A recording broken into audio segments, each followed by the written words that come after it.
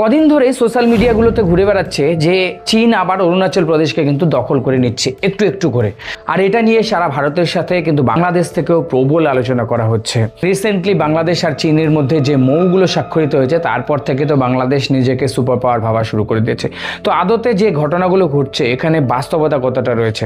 তো দেখুন, অরুণাচল প্রদেশের একটা উপজাতি যারা রয়েছে তারা দাবি করছে যে চীন তাদের পূর্বপুরুষের যে জমি রয়েছে সেটাকে ধীরে ধীরে দখল করে ফেলছে।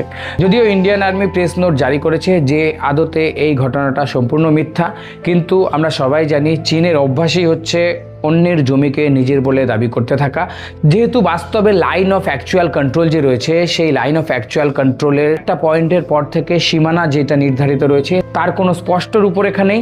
আর চীন সুযোগ পেলেই যেখানে সেখানে নিজেদের অধিকার ফলাতে ব্যস্ত থাকে, তাই কিন্তু এই দাবিটা প্রবলভাবে ভাইরাল হচ্ছে। তো আপনার কি মনে হয় চীনকে এনকাউন্টার করতে গেলে ভারতের কি কি মেজাজ নেওয়া দরকার?